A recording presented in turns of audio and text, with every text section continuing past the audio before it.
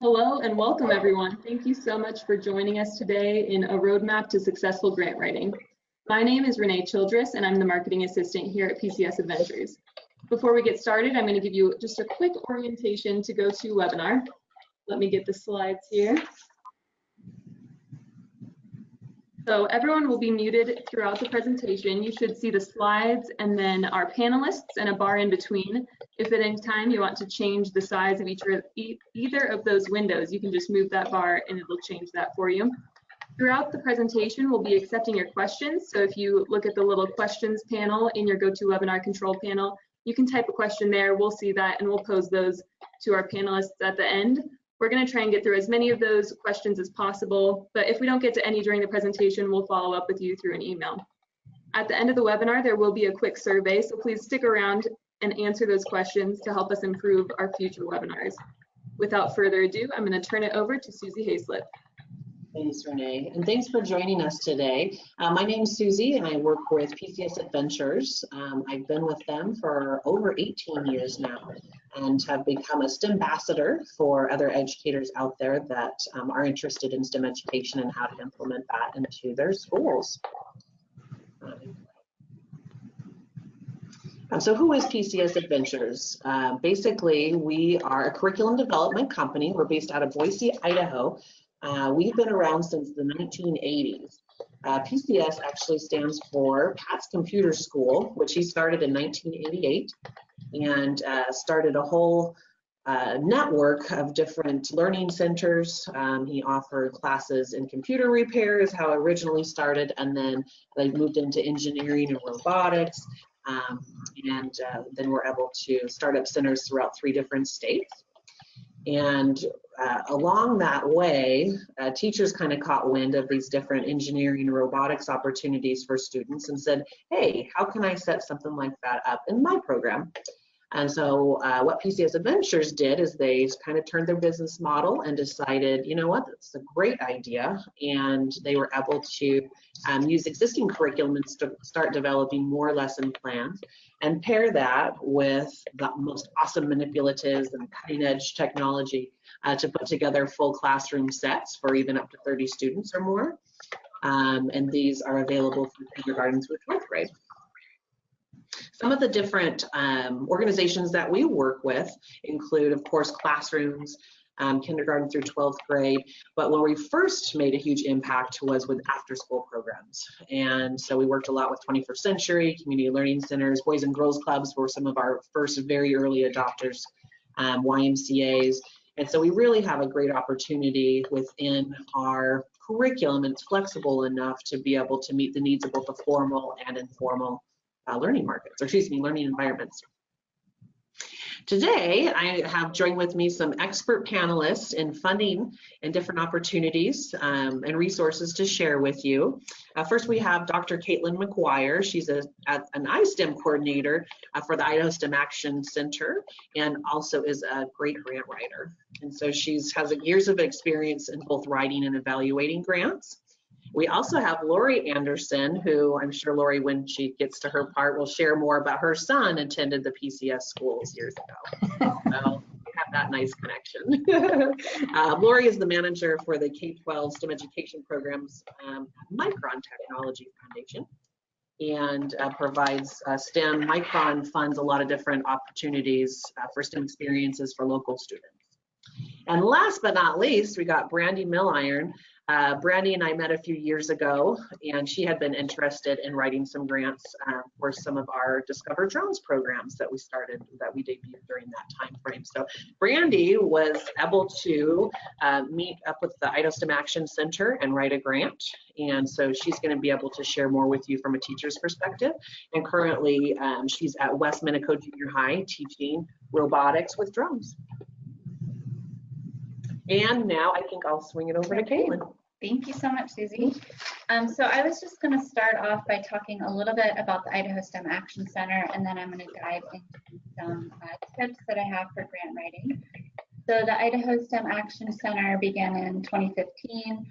A small group of visionary leaders, both legislators, industry leaders, and educators came together. Thank you. And they pushed for legislation to create the Idaho STEM Action Center. So we are a state agency under the Office of the Governor, and we serve the entire state of Idaho. We provide grants, professional development opportunities, and work on raising awareness on STEM education throughout the state. We are a little unique across the country. Not very many states have an organization like us, but there are some. For example, there's a Utah STEM Action Center. So if you're located in Utah, I suggest looking them up. Oregon and Washington have similar STEM networks with STEM hubs. And then there's a lot of local nonprofit organizations that provide funding and professional development like we do. So if you're not in Idaho, just suggest doing a little bit of research because there are similar organizations out there that are doing similar work to what the Idaho STEM Action Center is doing. If you are in Idaho or just want to learn more about our organization, please visit our website. And you can stay informed about our opportunities through social media as well as our newsletter. So our newsletter is the best way to get up-to-date information about our grants that we offer and our professional development opportunities. Another great way to learn more about us is to visit our opportunities page. The website's at the bottom of the page there.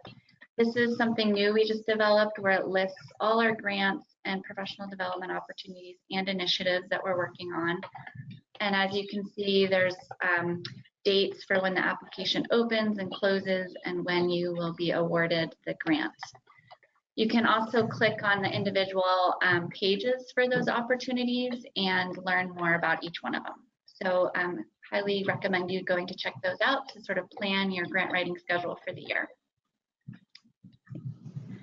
So I've put together a few helpful tips that I try to follow when writing grants, and I also provide these to people who are applying for our grants. The first thing I do when I see a grant opportunity arise is I read the grant opportunity or the RFP. I get into a very quiet space and I read through the whole thing about 2 times because there's always a lot of detail in there. And what's important for doing that is you want to make sure the grant is something you're eligible for, it fits what you're trying to do, and that you know the deadlines and the necessary documents and paperwork you need to get together. It's also important to figure out who in your team needs to be involved and to contact those individuals immediately and tell them that you're going for this grant. I've fallen into the trap where I've written a grant and then before submitting, I look at the RFP again and realize, oh geez, this grant won't award student competitions or won't award electronic equipment, and I have to start all over again. So just make sure you read through the full grant instruction page. I also typically start out with my budget because you want to figure out what exactly you're asking for money for, and this will be a great way to sort of hone in your program and hone in the narrative that you're telling in your grant. So figure out what you need, start to write a budget. It'll really make you think through some tough decisions when writing your grant.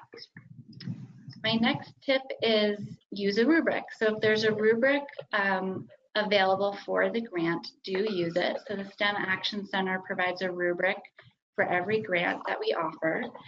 And when these grants go out for review, the reviewers are using that rubric to score your application. So it's a great guideline to sort of show you what the grant reviewers are looking for in your grant. So don't toss it aside. It's very important and will help guide your grant and narrative. I know it sounds kind of ridiculous, but proofread. Make sure all your components are complete. Make sure the budget request matches the amount in your budget. Grant reviewers tend to pick up on these errors, and it can, alter how they're looking at your grant and may alter the way they score your grant. So I just recommend taking the time at the end to go through, proofread everything, and make sure all the components match up. One trick I have for writing grants is I create a credibility folder. So anytime someone sends us a nice thank you note for work that we've done, or we hear back about impact stories from our work, or you hear a quote from a parent or a student that really summarizes what you're trying to do with your work, stick it in a document, put that document in a folder, and then when it's time to write your grant, you can go through that document and pull out the necessary information that you need. Along those lines, I also create a statistics folder, which just has information about things that I'm trying to do. So for instance, this could be about the school I'm writing a grant for, so number of students on the free and reduced lunch program, or number of rural schools in Idaho. Just any information that's going to support your argument for bringing funding to your school, you can stick in that folder too. And then again, it'll be easy to pull that information out when it comes time to write the grant. You've already done the work. My last helpful tip is final reporting is important. A lot of grants, if you receive them, require a final report. They require this because they need to report to either their board or their donors, or in STEM Action Center's case, we need to report to the state because we are using tax money. And so it's really important to fill out those final reports and get those in. STEM Action Center requires them, and if you don't turn those in, you won't be eligible for funding in the future. So just a little plug to make sure you put that on your timeline. Once you get the funding, that you need to circle back and fill out those final reports. And Kaitlin, are those reports super extensive, or do they not? I mean, what's the time frame in order to give back on the reporting?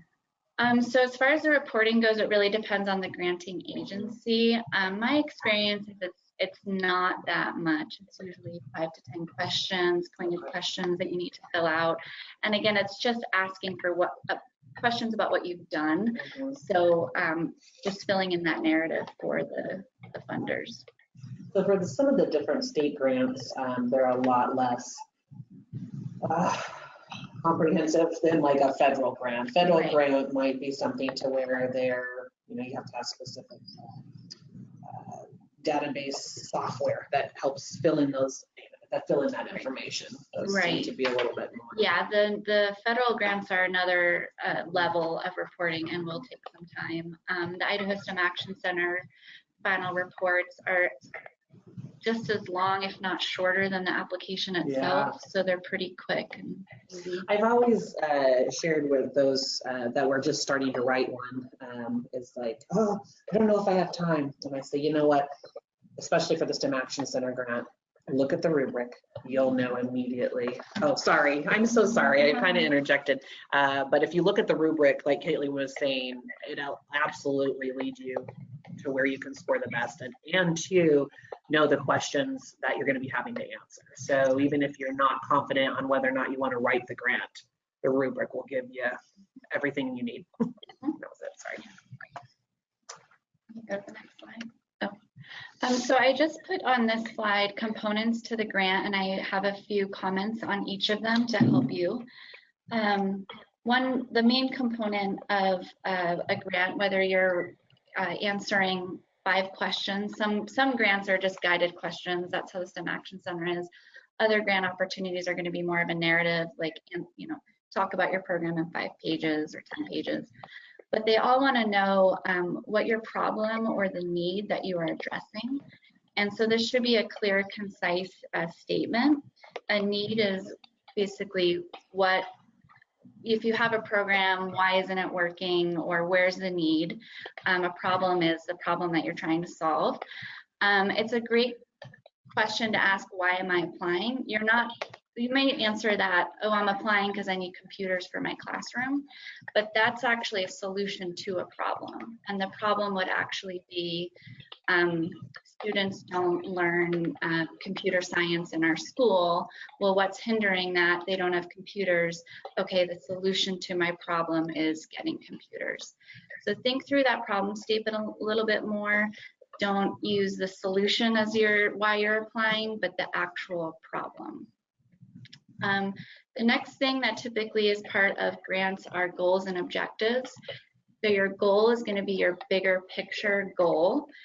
So for instance, if you're a company, you want to raise revenue, and then your objective is how you're going to meet that goal. So an objective would be, we're going to introduce 2 new products this year to get to that goal. So objectives are more concrete and they're measurable. It's the who, what, where, when, and how you're going to do it.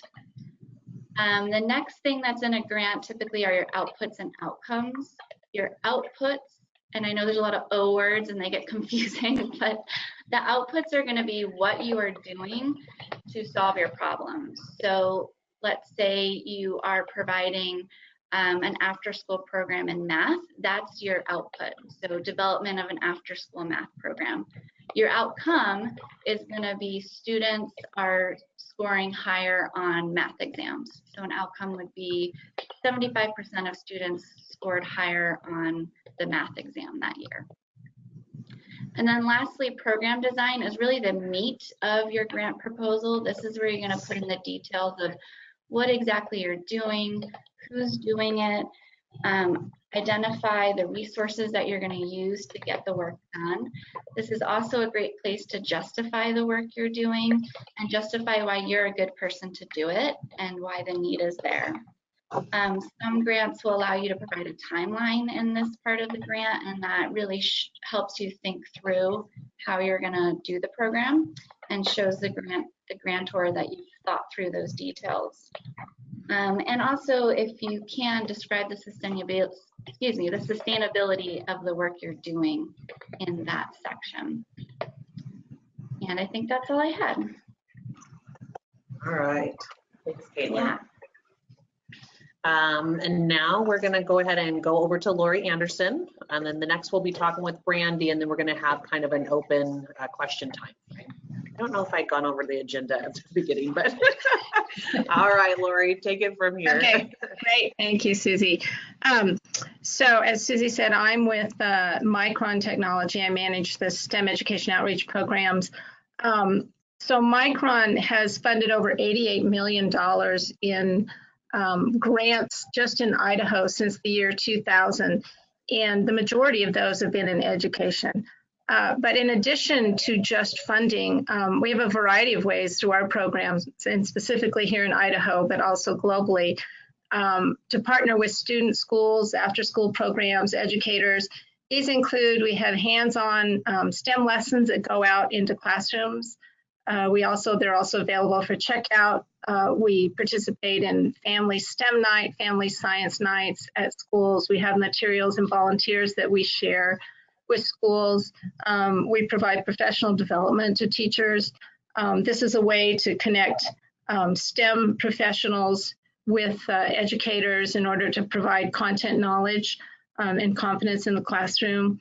We have volunteers available for career awareness presentations, career fairs, as well as mentors, volunteers, judges for clubs and competitions. Those include things like FIRST Robotics, Science Olympiad, Science Bowl, science fairs. We provide job shadows on site. We also have a girls program that's on site. And these provide career awareness for students for this industry and also for engineering, as well as having site visits. We do site visits and tours here for students. So those are a variety of the things that we offer. And not all companies have the type of programs that Micron does like this, but you'd be very surprised across the country how many companies do have programs like this, and you just have to look for them.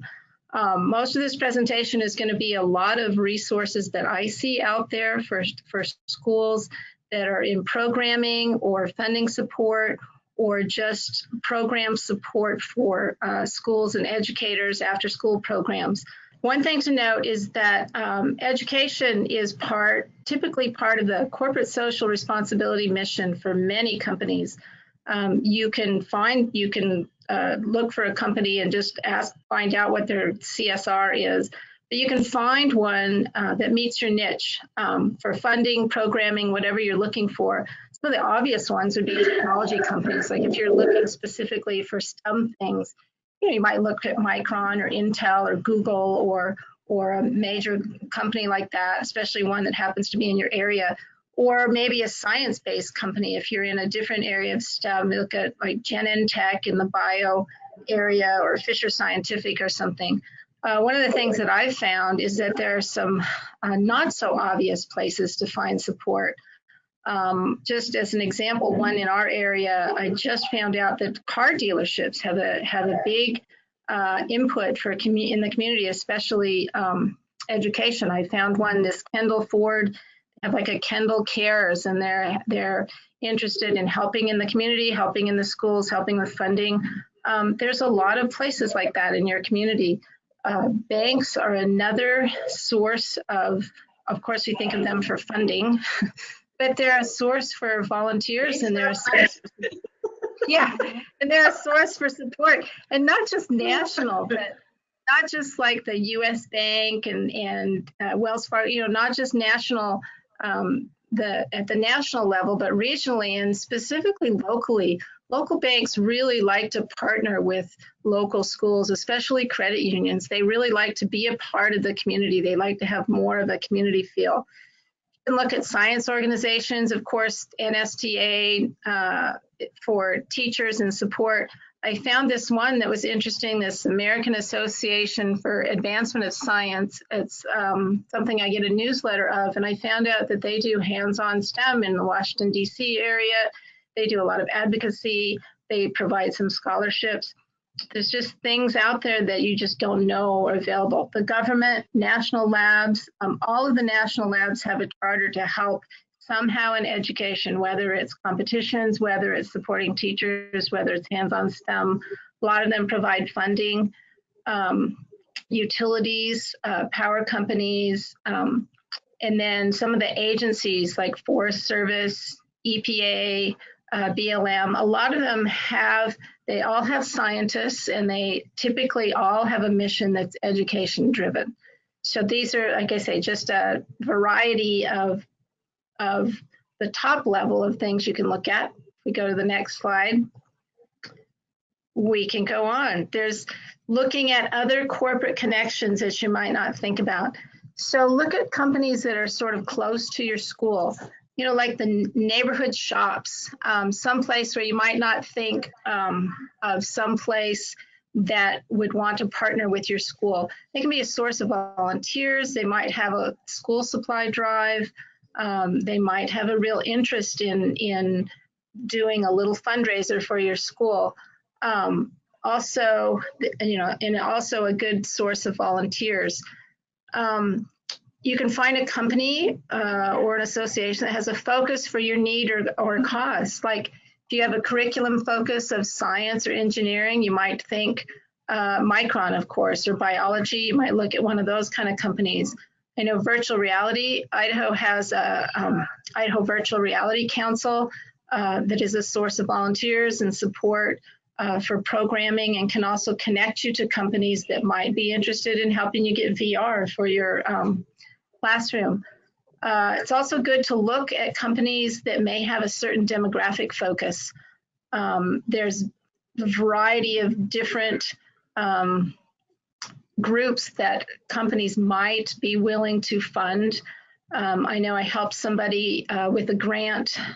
They wanted specifically to take some programming to the Native American reservations here in Idaho. And I happened to run across a company, a major company, and that was one of their focuses. That was one of their education focuses. So you have to just find those pieces of the puzzle. A really great place to find contacts is some regional corporate consortiums. We have some here I listed for Idaho. There's a Idaho Business for Education. We have a Technology Council, and then a Manufacturing Association. One of the biggest things about that is the connections. If you can just see who the members are and get your cause in front of one of these groups, you never know what kind of connections or support that you might find in the business community. It could be a business that's right around the corner and you have no idea that it would be a source of support. So it's a great place to look for companies that would be sympathetic to your cause. Next. Okay, here's more that you maybe have not thought of. Colleges and universities. Just about every college and university that I've dealt with has an outreach program, education outreach, and especially if they have any kind of an engineering program, they will do programming support. They also are a great source for volunteers. They have lots of clubs that can help. They can do fund drives. They also are good community connections. I know for science assemblies and things like that, a lot of times the schools have people in the different areas that do it.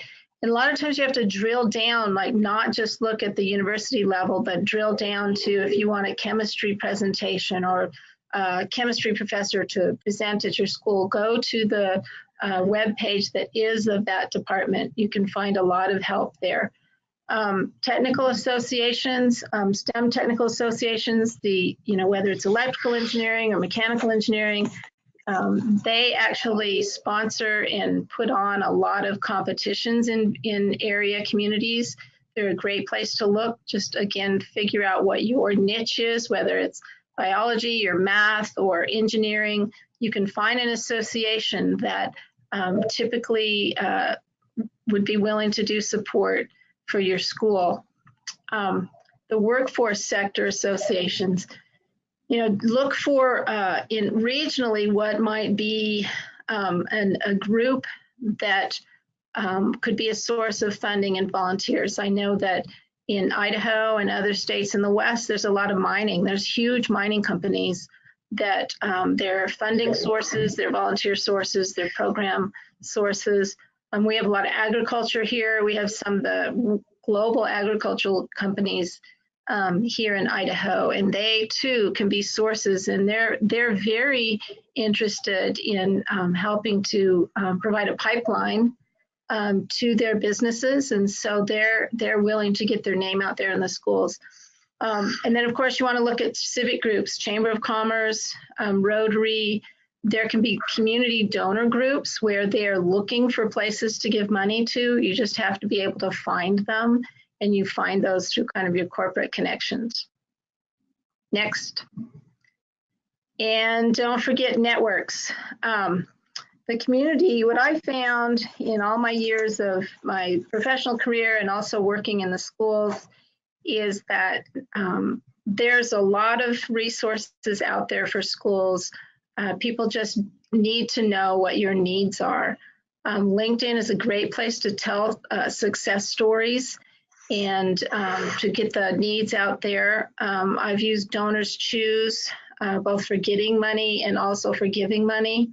It's a great place to get your story out there and get funding. A volunteer match is one for volunteers. Any kind of connections with your teachers, your administrators, PTO, parents. If you put a wish list out there, you put a something in a newsletter, you put something up at the school, you're bound to find somebody who either has something that you need or can help you find what you need. I've seen that in a lot of schools where they have wish lists and they just happen to find somebody who knows someone who maybe owns a company or something. It's a great way to network for your needs. Next. Okay, so this is these are just some examples. There's a lot of places to look. These are some very generic resources. There's this foundation directory is a really good place to find foundations that are either in your area or nationally. It's kind of like finding scholarships for college students. You just have to keep looking till you find the ones that meet what you need. And then there's a couple here that are specific to where to look for grants, and then they also have lots of tips for applying for grants. Bird Brain and Frey Scientific. Lego is great if you do. I mean, there's so many things you can do with Legos, and Lego's a great source. And that's just an example of if there's something that you specifically want for your classroom, you can look for the places that supply those. And then last but not least, I want to say, don't forget your browser. this is just a quote that I, actually my son, the one who went to PCS when he was 5, I asked him really about, would ask him a lot of computer science questions and computer related questions. And this was one of the answers he gave me one time. And it actually was really good advice, because I have found that just about anything I want information on, whether it's a program or whether it's funding or how to do something, you can phrase the question so that you can find exactly what you need just by sleuthing through the internet. So that was a lot of information there. I'm certainly available, even after our contact information is on one of the slides, certainly available. These are just some of the resources that I've found to get programming support, funding support, and just STEM ideas. Thank you, Laurie. Appreciate that. And also, if you didn't get a chance to write down all of those different resources, we're going to have all of this on our funding website. So don't feel like you missed your shot. Right. Now yeah. And then too, I know a lot of people had signed up for the webinar knowing they had class right now or what have you. So they'll also be getting the playback. All right. And now, and last but not least, we've got Brandy Milliron. Go ahead, Brandy. And she's in her classroom, by the way. And I messed up the school name. It's West Minico Middle School, not junior high. Okay. So I teach through 8th grade at a middle school in a very tiny town in rural Idaho called Paul.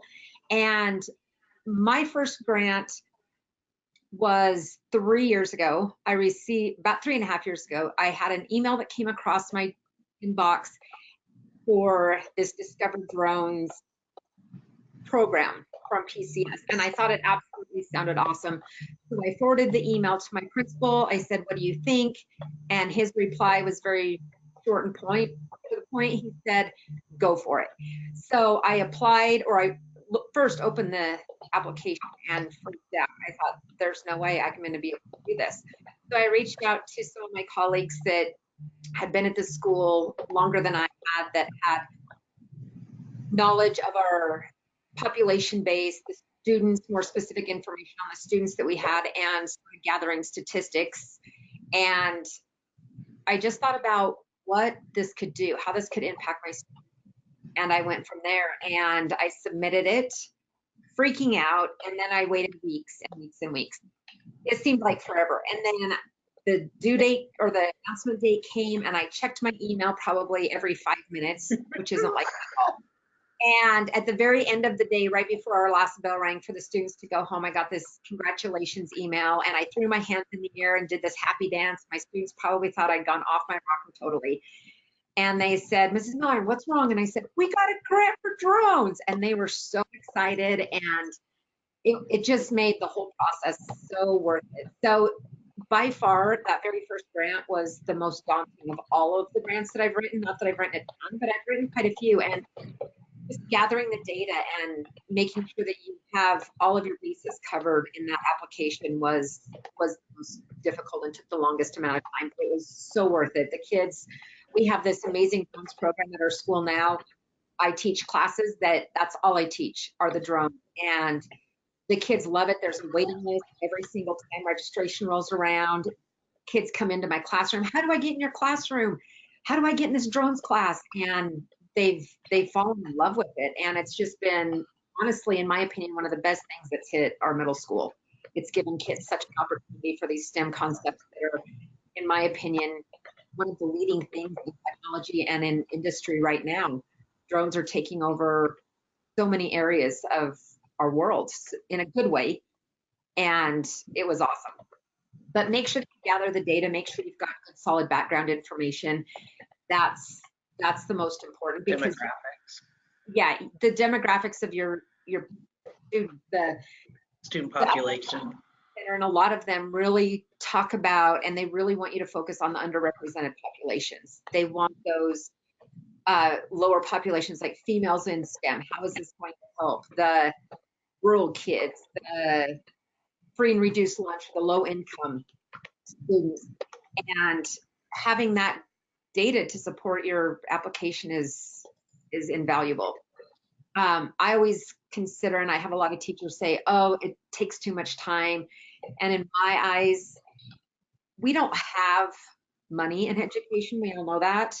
And so you have absolutely nothing to lose and so much to gain for your students. There's just a vast world out there that your grants can help expand their knowledge base, their enthusiasm about learning. You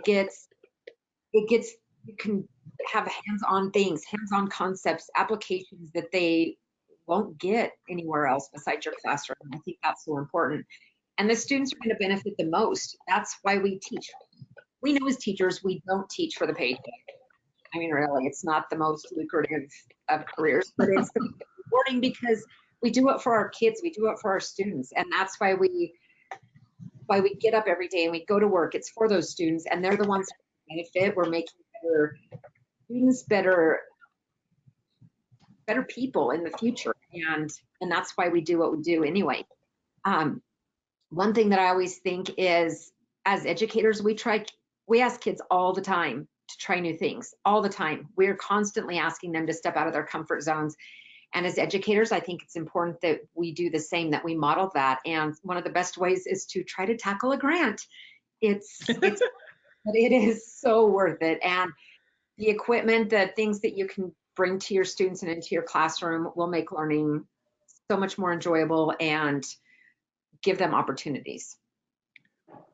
And Brandy, I know that you were fairly successful too with your first grant, but you've written some others, and I think it's important to remember all of that information that you've gathered from your grant can be used in the next one, and just keep writing, keep going for it. Yeah, and I know that you've done. Get the grant, even if they decide to award it to somebody else, it's a learning opportunity.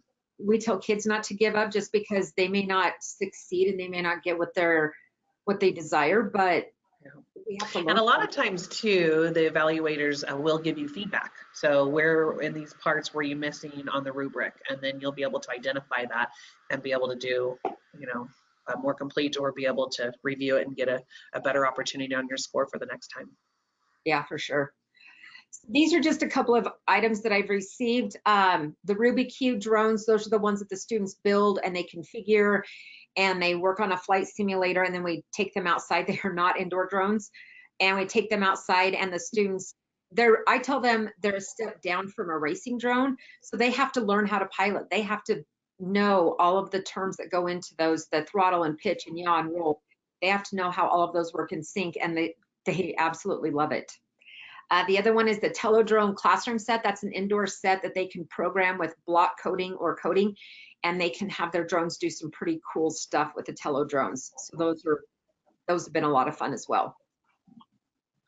And then the 3D printer, this has been a game changer because this has really incorporated the design process and design thinking into my classroom, and even into my science classes.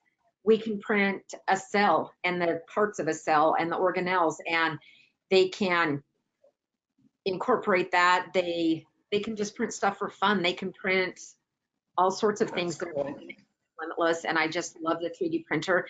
And then the Sphero Bolt Power Pack, that's a 15-pack of Spheros that I purchased. I teach a very unique STEM class it's my favorite class that I teach. We take students from my drones in my STEM class, and we partner those with the special education, the lowest level special education at our school, and we do STEM concepts. So they learn how to operate the Spheros and even program the Spheros with the block coding. They do 3D printing and designing. They do indoor drones, and we're even going to do blocksmith and virtual reality this year. So they get that partnership. And I think my STEM and robotics kids probably learned more even than the special ed kids, because they got to understand that these students that they don't normally share a classroom with are just kids, and the relationships that were formed were priceless. It was absolutely incredible. So the Spheros work really, really well with those students also. Okay, so we've had a few teachers that have written in that have received grants, and just some tips that they gave that are awesome. Gina says, answer the questions asked. I try to restate the question in my answer, which is very important. Make sure that you answer in complete sentences. Make sure that you stay on topic, and write a lot of grants. Not all of them get funded, like I mentioned, but it increases your chances and you learn something each time. And then Jim said, stop procrastinating, just take time to get, and that's huge for us because we're just going to put it off till next year, but next year it may not be funded. It may not, you may not have that opportunity. So just do it and try not to wait till the last minute. Be concise and to the point, don't ramble. The reviewers are going to be reading dozens, hopefully, of proposals, and you need to make sure that yours stands out. And then Kelly says, explain how the grant will be used in words non-educators can understand. I think one thing we need to keep in mind as educators, there are a ton of acronyms in our industry, as with all industries, but there are so many different acronyms, and we need to make sure that non-educators know what we're talking about. Make sure that you have an explanation following your acronym, and if you use it later, that's fine, but use words that people outside of education can use. And for large grants, cite research that supports your project plans. So what research has been done? What is out there that supports what you want your kids to learn, the skills that you want them to walk away with, and how that's going to benefit them and why it's going to be important for their future. And then Brian, who is a superintendent, right on, says, apply for offered in the summer when everyone else is on vacation. I love it. Yes, because not very many people will think about that. Their brain sometimes goes into shutdown mode. Not all of us, but some does. But a lot of times the fall is the deadline for when a lot of industry has to have their grant money spent by or their budgets done. So if you can do it in the summer and get ahead of the game, then you don't have to worry about taking time to do it on a weekend or after school.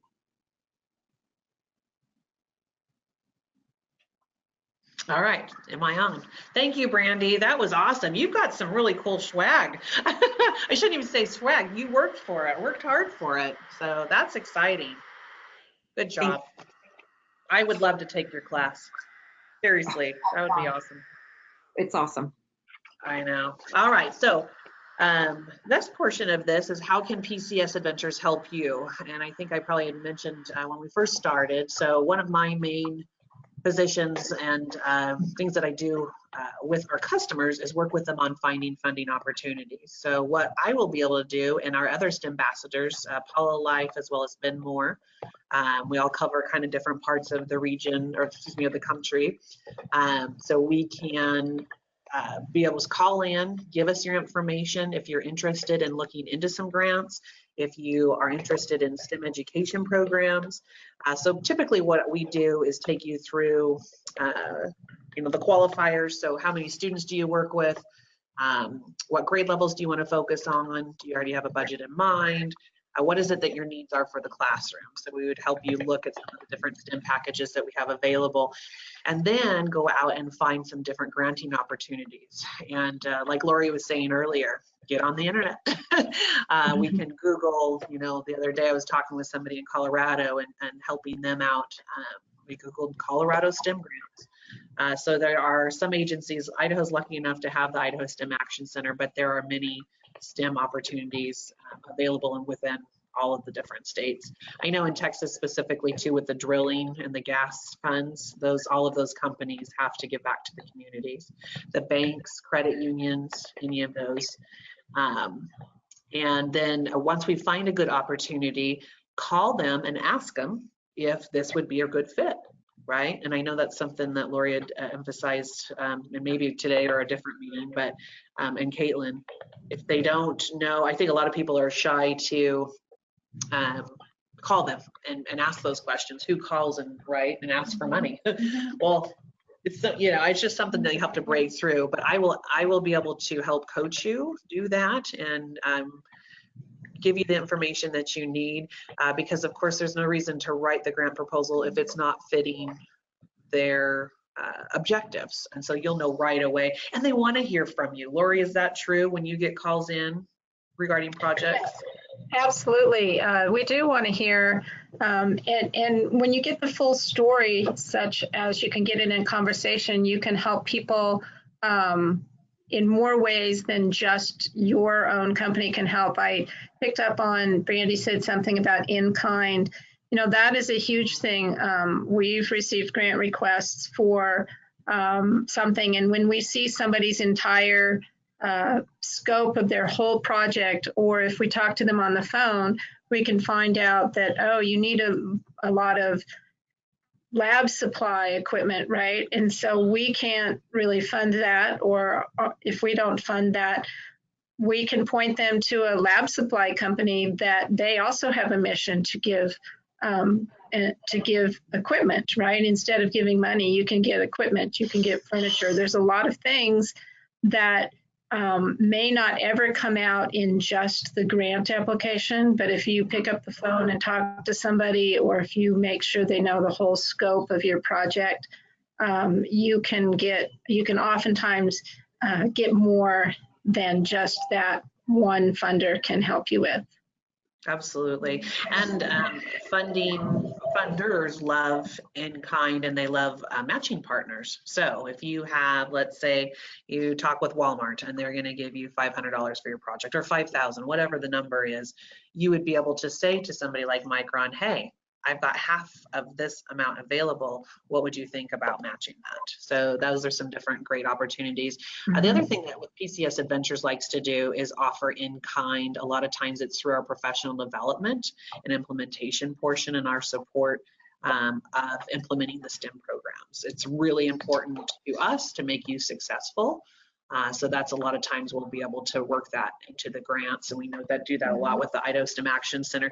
On their budget form, it specifically asks for who are your in-kind donation partners. So there's a lot to go with there. So basically for grants, I am able to provide the standards and alignments, the learning objectives. We also have materials and refill kits for sustainability. Sustainability is a big thing. I know with the 21st Century Grant, the idea is to have that grant for 3 years, and then it would kind of taper off for years 4 and 5. And that is so that you would be able to then be able to fund your own after school program. Well, what's important in those first 3 years is that you're buying equipment that's also sustainable. So some of the things that PCS Adventures offers, I think the majority of all of our labs, there's some consumable ones with the arts, but I would say 80 to 90% is something you're going to be able to use from year to year. So the other opportunities we have a weekly newsletter and notifications about giveaways. We would really appreciate if you would fill out the survey once what will happen, Renee, with the survey stuff? Right after. At the end of the webinar, if you fill out the survey, we'll have an opportunity there for you to give us feedback about this webinar and just help us improve for the future, as well as ask any questions that we don't get a chance to answer in the Q&A portion here. Oh, so, yeah, we're not there yet. Yeah. Question time. Sorry, without delay. Great questions.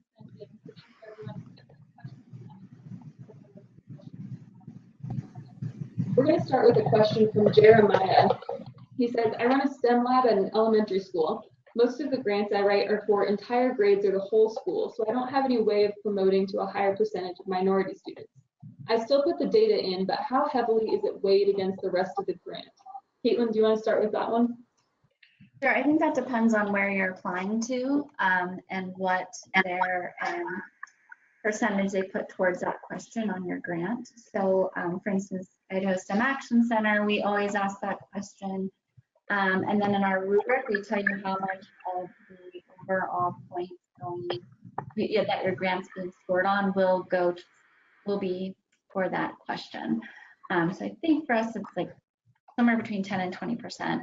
But it really depends on who you're applying for or applying to. And, you know, I think it's important to put that information in there, and then, you know, the reviewer will be able to see what your general population looks like, which is just as important, because while your direct impact may not be with underrepresented populations, there is an indirect impact that your programming may have. And another way that you can add that in is how you will go out and encourage those populations to be a part of your program. And so that could even be like a partnership or a mentorship with another organization close by that works with those students. And So yeah, that's a great yeah. point. A lot of the times we're asking that question to sort of see what new ideas are sparked through your program to reach those underrepresented populations. And I'd like to add to that, one of the things about when you're doing something for a whole school, you can use the general demographics. That's a lot of times what we use, both for our programming and for our funding, is if it's going to a program, you can look at the general demographics. The other thing that funders look at is if you're specifically asking for some equipment for a class of 25, however, being educators, we know that perhaps that equipment now is going to be used for 6 weeks or 4 weeks, and then it might sit on the shelf. It's an innovative solution to also include to a funder how this, if you're asking for funding for technology or materials or something that can be used by other classes, to us, it makes more sense, not that it's going to go to the 20 people and that's the only people who are going to use it. But if this is something that's going to be made available to other classes, not just that class, it is really more attractive to a funder because it's a higher impact, even though the initial part is going to one classroom. Great, thank you, Laurie. I have another question here from James, who asks, we're going to send this to you first, Laurie. For all of these great organizations that you've listed out here, who should I try to contact at these organizations, and how do I find their contact information? Well, it's a lot of sleuthing. So it's hard to say who you would contact at these. A lot of things that I have found is just finding that the program has something that might be available. If it's a grant, your sleuthing can kind of find out where the grant application is.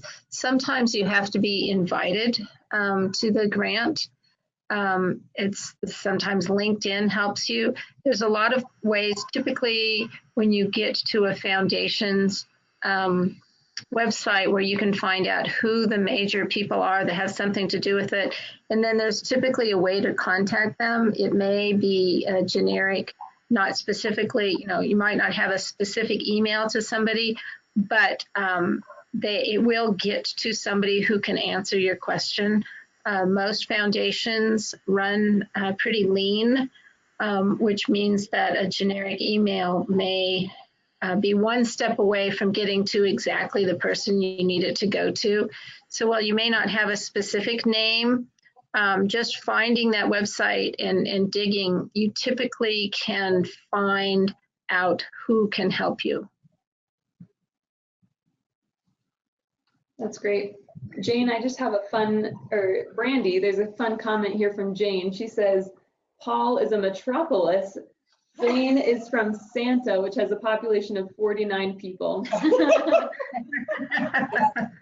is metropolis. Says, thank you for your story. You are making me tear up. What an amazing initiative. So thanks for all the work you're doing in the classroom, Brandy.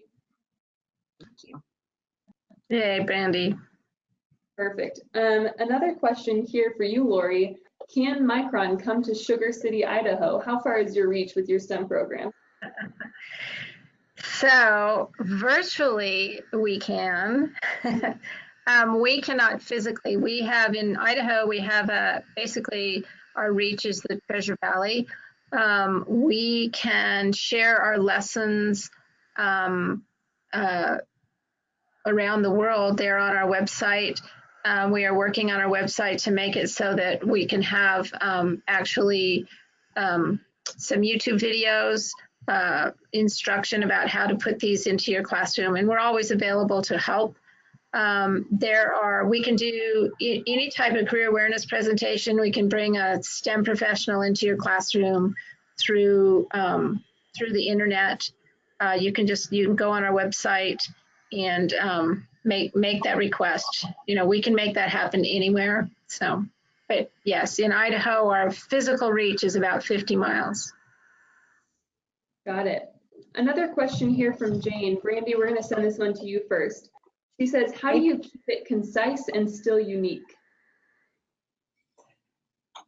Oh, that's a great question.